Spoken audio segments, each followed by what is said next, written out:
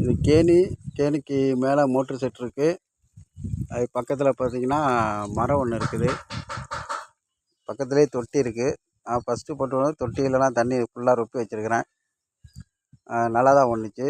அப்புறமேட்டு இந்த பாருங்கள், அந்த குழா ஒன்று அது ஜாயின் பண்ணிவிட்டு போடையில் அந்த இதிலேருந்து புகையாக வந்ததும்மா.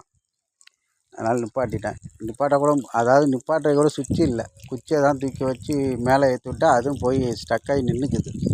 அவனை பீஸ் கட்டையை பிடுங்கி நிப்பாட்டியிருக்கேன்.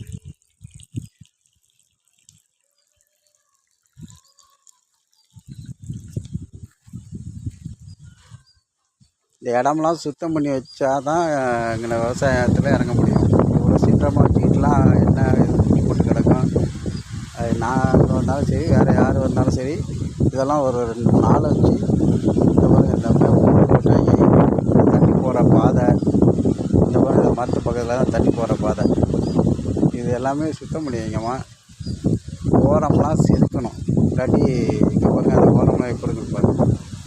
இந்த பாருங்கள், இந்த தோட்டத்தோட ஓரம்லாம் இப்படி தான் இருக்குது. இதெல்லாம் சுத்தம் பண்ணி ஒரு 2 3 நாளை விட்டு சுத்தம் பண்ணி வச்சா தான் இங்கே நான் விவசாயம் பண்ணுறதுக்கு சாத்தியம் இருக்கும்.